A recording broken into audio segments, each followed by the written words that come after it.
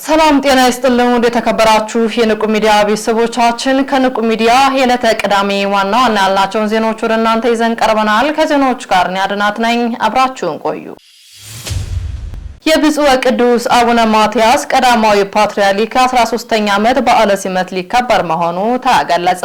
ተጨማሪ አለን። ብፁዕ ወቅዱስ አቡነ ማትያስ ቀዳማዊ ፓትርያርክ ርዕሰ ሊቃነ ጳጳሳት ዘኢትዮጵያ ሊቀ ጳጳስ ዘአክሱም ወዕጨጌ ዘመንበረ ተክለ ሃይማኖት 13ኛ ዓመት በዓለ ሲመትን በድምቀት ለማክበር ቅድመ ዝግጅት መጠናቀቁም ተገልጿል። የቅዱስነታቸው 13ኛ ዓመት በዓለ ሲመትን ምክንያት በማድረግ የተቋቋመው አብይ ኮሚቴ በሰጠው መግለጫ በዓሉ ቤተክርስቲያኒቱ መንፈሳዊ ልዕልና በሚያሳይና የቅዱስነታቸውን የ13ኛ ዓመት የአገልግሎት ስኬቶችን በሚዘክር መልኩ እንዲከበር ቅድመ ዝግጅት መጠናቀቁንም አስታውቋል። ላለፉት 60 ቀናት በስራ ላይ የነበረው 8 ንዑሳነ ኮሚቴዎች የያዘው የዝግጅቱ ኮሚቴ ዛሬ በሰጠው መግለጫ በዓሉን ታሪካዊ ፋይዳ ባለው መልኩ በድምቀት ለማክበር አስፈላጊውን ዝግጅት በከፍተኛ ሁኔታ እየተከናወነ መሆኑንም ገለጻ አድርጓል። ኮሚቴው በመግለጫው እንዳስታወቀው በዓሉ በመንበረ ጸባዖት ቅድስት ሥላሴ ካቴድራል የካቲት 24 ቀን 2018 ዓ.ም ማለትም ማክሰኞ ጧት ከ2 ሰዓት ጀምሮ በተለያዩ የሃይማኖታዊ ክንውኖች እንደሚከናወንም አስታውቋል። የበዓሉ አዘጋጅ ኮሚቴ ሰብሳቢ መጋቢ ካህናት እንቁ ባህሪ ተከሰት በመግለጫው ወቅት እንዳሳሰቡት ይህ በዓል የቤተክርስቲያኒቱ አንድነት የሚያጠናክር የቅዱስነታቸውን የአባትነት ሚና የሚዘክር በመሆኑ ምዕመናን የሚመለከታቸው አካላት ሁሉ ለበዓሉ ስኬታማነት የበኩላቸውን አስተዋጽኦ እንዲያደርጉ ጥሪያቸውንም አቅርበዋል። ቅዱስነታቸው ባለፉት 13 ዓመታት በቤተክርስቲያኒቱ አሰራራዊ መንፈሳዊና ማህበራዊ ዘርፎች ያከናወኗቸውን አብይ ተግባራት ለምዕመናንና ለሕዝብ ይፋ የሚደረግበት ሲሆን በዕለቱም ታላላቅ የመንግስት ባለስልጣናት፣ ዲፕሎማቶች እንዲሁም ከ254 በላይ ከሚሆኑ አብያተ ክርስቲያናት የሚወከሉ የቤተክርስቲያን አገልጋዮችና በርካታ ምዕመናን የሚገኙበት በመሆኑ የቤተክርስቲያናችን አገልጋዮች ምዕመናን የሚመለከታቸውን አካላት ሁሉ ለበዓሉ ስኬታማነት የበኩላቸውን አስተዋጽኦ እንዲያደርጉ ጥሪያቸውንም አቅርበዋል። ይህ በዓል የቅዱስነታቸው 13ኛ ዓመት የትጋት ጉዞ የምናከብርበት ብቻ ሳይሆን ለቤተክርስቲያናችን ሰላምና እድገት ዳግም ቃል የምንገባበት ሲሆን ሊሆን እንደሚገባ የዝግጅት ኮሚቴው ገልጾ የበዓሉ ቅድመ ዝግጅት የቤተክርስቲያን ክብር በሚመጥን መልኩ መጠናቀቁንም አሳስበዋል። በምስራቅ አርሲ ሽርካ ወረዳ 21 ኦርቶዶክሳውያን መገደላቸውን የሀገረ ስብከቱ ሊቀ ጳጳስ ብፁዕ አቡነ ኤልሳ አስታወቁ። እንደሚከተለው ይቀርባል። በምስራቅ አርሲ ሽርካ ወረዳ 21 ኦርቶዶክሳውያን መገደላቸውን የሀገረ ስብከት ሊቀ ጳጳስ ብፁዕ አቡነ ኤልሳ አስታወቁ። በምስራቅ አርሲ ኦርቶዶክሳውያን ላይ ያነጣጠረው ጥቃት ቀጥሎ ትናንትና የካቲት 19 ቀን 2018 ዓ.ም ከቀኑ 10 ሰዓት ላይ በጀመረው ጥቃት 21 ኦርቶዶክሳውያን በታጣቂዎች መገደላቸውን የሶማሌና ምስራቅ አርሲ ሀገረ ስብከት ሊቀ ጳጳስ ብፁዕ አቡነ ኤልሳ ለሚዲያችንም ተናግረዋል። ከሞቱት 1 ምዕመናን መካከል አንደኛው ከአንድ ሲሆኑ የሁሉም ስርዓተ ቀብራቸው በትናንት ነው ማለት የካቲት 20 ቀን 2018 ዓ.ም መፈጸሙን ብፁዕ አቡነ ኤልሳም ተናግረዋል።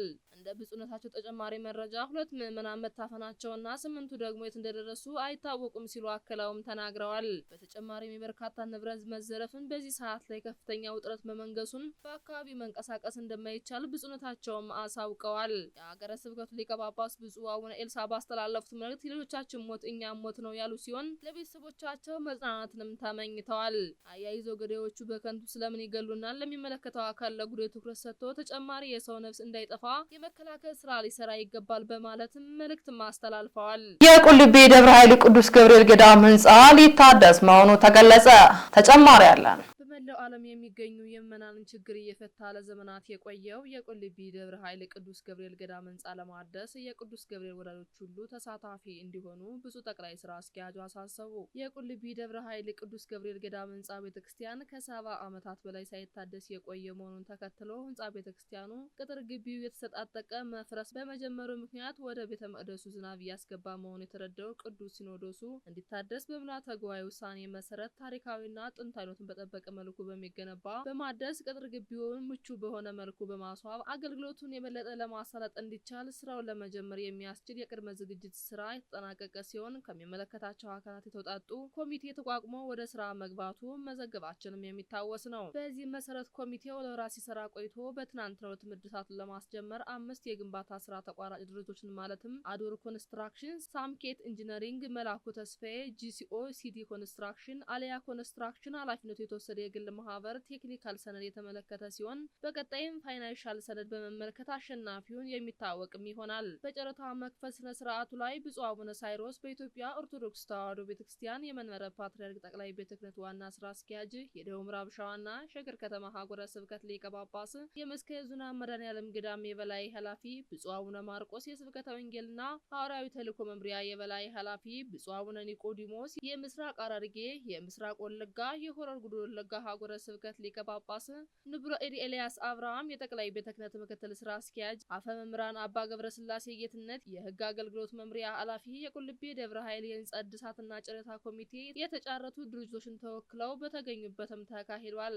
የተጫራች ድርጅቶች ተወካዮችም በተገኙበትም ተካሂዷል። በጨረታ መክፈት ስነ ስርዓቱ ላይም የቁልቢ ደብረ ኃይል ቅዱስ ገብርኤል ገዳም ከተመሰረተበት ጊዜ ጀምሮ ሳይታደስ የቆየ በዚህ ዘመን መታደሱ ብፁዕ ጠቅላይ ስራ አስኪያጁ ሁለተኛ መስራች ያደርጋቸዋል ሲሉ ብፁዕ አቡነ ማርቆስ ሊቀ ጳጳስ የገለጹ ሲሆን ብፁዕ አቡነ ኒቆዲሞስም በዚህ ሰዓት መታደሱ እንዳስደሰታቸውም ተናግረዋል። በመጨረሻ ብፁዕ ጠቅላይ ስራ አስኪያጁ ይህን የተቀደሰ ተግባር በአጭር ጊዜ ውስጥ በመፈጸም ታቦተ ሕጉን ወደ ቤተክርስቲያን መመለስ ይቻል ዘንድ ባለ ሀብቶች፣ ምሁራንና በመላው ዓለም የሚገኙ ምዕመናት በገንዘብ፣ በአይነት፣ በሀሳብና በጉልበት ስራዎች ላይ በመስራት መንፈሳዊ ግዴታቸውን እንዲወጡ ያሳሰቡ ሲሆን ቅዱስ ገብርኤል ለዘመናት ለአማኞችም ሆነ ለኢአማንያን ስለት በመስማት የመላው ዓለም ሕዝብ ችግር መፍትሄ ሆኖ በመቆየቱ የዓለም ሕዝብ ሀብት ሆኗል። ነገር ግን እድሳት ሳይደረግለት በመቆየቱ ለዚህ ደረጃም ደርሷልም ብለዋል። በመሆኑም በበጋ ወራት በጥራትና በፍጥነት ተሰርቶ እስከ ሐምሌ 2018 ዓ.ም ድረስ እንዲጠናቀቅ አባታዊ መመሪያቸውንም አስተላልፈዋል።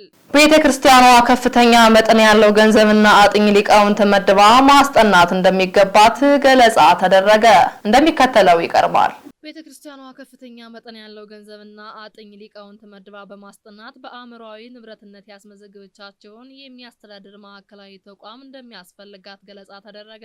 በኢትዮጵያ ኦርቶዶክስ ተዋሕዶ ቤተክርስቲያን የመንበረ ፓትርያርክ ጠቅላይ ቤተ ክህነት ጽሕፈት ቤት የአእምሮ ሀብትና ጥናት ምዝገባ ፕሮጀክት አብይ ኮሚቴ አጭር የስራ አፈጻጸም ሪፖርት ብፁዕ አቡነ ሳይሮስ በኢትዮጵያ ኦርቶዶክስ ተዋሕዶ ቤተክርስቲያን የመንበረ ፓትርያርክ ጠቅላይ ቤተ ክህነት ዋና ስራ አስኪያጅ፣ የደቡብ ምዕራብ ሸዋና የሸገር ከተማ ሀገረ ስብከት ሊቀ ጳጳስ፣ የመስቀየ ኅዙናን መድኃኔዓለም ገዳም የበላይ ኃላፊ ብፁዕ አቡነ ዲዮስቆሮስ፣ የራያ ሀገረ ስብከት ሊቀ ጳጳስና የቅዱስ ሲኖዶስ ዋና ጸሐፊ፣ የማህበራት ምዝገባ ክትትልና ቁጥጥር መምሪያ፣ የቅርስ ጥበቃ ቤተ መጻሕፍት ወመዘክር ሙዚየም መምሪያ የበላይ ኃላፊ ሊቀ ጳጳስ ክቡር ንቡረ እድ ኤልያስ አብርሃም፣ የመንፈሳዊ ዘርፍ ምክትል ዋና ስራ አስኪያጅ ረዳት ፕሮፌሰር ግርማ ባቱ፣ የኢኮኖሚና ማህበራዊ ዘርፍ ምክትል ዋና ስራ አስኪያጅ በክርቱጋን ምትኩ ከንቲባ፣ የቤተ መጻሕፍት ወመዘክርና ቱሪዝም መምሪያ ኃላፊ፣ ሰራተኞችና የአእምሮ ሀብት አብይ ኮሚቴ ዋና ሰብሳቢና የኮሚቴ አባላት በተገኙበትም አቅርበዋል። በሪፖርቱ አብይ ኮሚቴ ከ49 በላይ ሊቃውንት ቤተክርስቲያን በማሳተፍ በሁለት ዙር ጥናቱ እንደተከናወነና በመጀመሪያው ዙር የቅዱሳት መጻሕፍት፣ የአልባሳተ ክህነት አምልኮ፣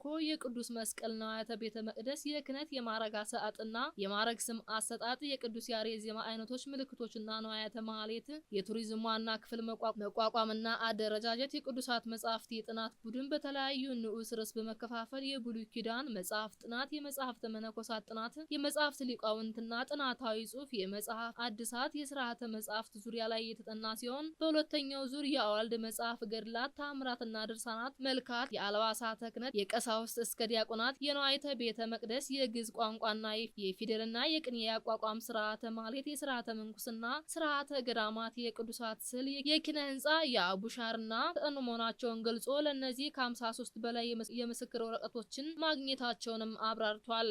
አብይ ኮሚቴው የጥናቱን ሂደት ከመግለጽ ባሻገር የቅዱስ ሲኖዶስ ምልዓተ ጉባኤ ውሳኔ የሚሹ ጉዳዮች ብለው አልባሳተ ክህነት ከቅዱስ ፓትርያርኩ እስከ መነኮሳት ድረስ ያለውን በተመለከተ ናሙና ተመርጦላቸው ተግባራዊ የሚያደግ የንድፍ ስራ በዘርፍ የተሰማራ ድርጅት በጨረታ አሸንፎ ዋጋ ያቀረበ ሲሆን በወቅቱ በተከሰተው የውጭ ምንዛሬ ለውጥ ምክንያት ቀደም ሲል ከቀረበው ክፍያ ከፍ ያለ የዋጋ ጭማሪ ይደረግልኝ በማለት አዲስ ዝርዝር አዘጋጅቶ አብይ ኮሚቴ በደብዳቤ የጠየቀ መሆኑንም አስታውሰዋል። ከዚህም በተያያዘ የተጠኑ የአእምሮ ንብረቶችን ተጠብቀው እንዲኖሩና አዳዲስ የማስመዝገብ ስራዎች እንዲቀጥሉ ቋሚ አስፈጻሚ ቋሚ ቢመሰረት መልካም መሆኑን ምክረ ሀሳብ ያቀረበው ቤተክርስቲያኗ ከፍተኛ መጠን ያለው ገንዘብና አጥኝ ሊቃውንት መድባ በማስጠናት በአእምሯዊ ንብረት ያስመዘገበቻቸውን ሀብቶች በማዕከል ደረጃ ቀጣይነትና ዘላቂ ተቋም በቤተክርስቲያኗ አስተዳዳሪ መዋቅር ስር ካለው የህግ አገልግሎት መመሪያ ጋር ተጣምሮ ወይም ራሱን ችሎ የአእምሮ ሀብቶቿን በቀጣይነት የሚያጠና የሚያስመዘግብ የተመዘገቡትን የሚያድስ ከነጣቂዎች ነጥቆ የሚጠብቅና ከተገኙም በሕግ ፊት አቅርበው የሚያስወስን ጠንካራ ተቋም ሊሆን ስለሚችል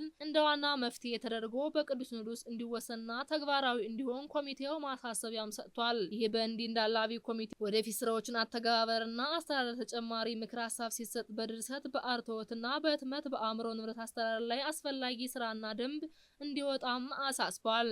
በመጨረሻም ብፁዕ የቅዱስ ሲኖዶስ ዋና ጸሐፊ አብይ ኮሚቴው መልካም ተነሳሽነት ክርስትናቸው አስገድዷችሁ ለዓመታት በትጋት እየሰራችሁ መቆየታችሁን አመስግነው ከዚህ በላይ እንዲሰሩ በመምከር ሀሳባቸውን ያጠናቀቁ ሲሆን ብዙ ጠቅላይ ስራ አስኪያጁ የቀረበውን ምክር ሀሳብ ደረጃ በደረጃ ተፈጻሚ እንደሚያደርግ አባታዊ ቃላቸውን በመስጠት የዕለቱ መርሃ ግብር በቃለ ምዕዳንና ቡራኬም ተጠናቋል። የካቲት 21 ቀን 2018 ዓ.ም ከንቁ ሚዲያ ያደረስላችሁ ዜናዎች እንዲህ ይመስሉ ነበር። ቀሪዎቹን ከቀሪ የንቁ መርሃ ግብሮች ጋር አብራችሁ ቆዩ እያልን እኛ ከወዲሁ ተሰናበትናችሁ። ሰላም እግዚአብሔር ከእናንተ ጋር ይሁን። ቸር ሰንብቱ። ንቁ ኦርቶዶክስ ተዋህዶ የጸሎትና የንስሐ መርከብ ማህበር በእግዚአብሔር ፈቃድ በወንድማችን የኔነ ተስፋዬ አስተባባሪነት ከተመሰረተ ጊዜ ጀምሮ ከሚሰጣቸው ዘርፈ ብዙ መንፈሳዊ አገልግሎቶች መካከል የሐዋርያዊ አገልግሎትና ያሬዳዊ ዝማሬዎች አንዱ ነው። በዚህ ክፍል የኦርቶዶክሳዊ ተዋህዶ ቤተክርስቲያንን ዶግማና ቀኖና የጠበቁ ኦርቶዶክሳዊ ለዛ ያላቸው ለነፍስ እረፍትን የሚሰጡ ወቅታዊና ዘመኑን የዋጁ ስብከቶችና ያሬዳዊ ዝማሬዎችን በመላው ዓለም ለሚገኙ ተመልካቾቹ በንቁ ሚዲያና በኢትዮ ማህበር የዩቲዩብ ቻናል እያቀረበ ይገኛል። አገልግሎቱ በመላው ዓለም ለሚገኙ አማኞች ተደራሽ እንዲሆን በየዕለቱ የሚለቀቁ ስብከቶችንና መዝሙሮችን ላይክና ሼር ያድርጉ። እንዲሁም የዩቲዩብ ቻናላችንን ሰብስክራይብ በማድረግ የዚህ ታላቅ አገልግሎት ባላሻራ ይሁኑ። ንቁ ሚዲያ ርቱ የቤተ ክርስቲያን ልሳን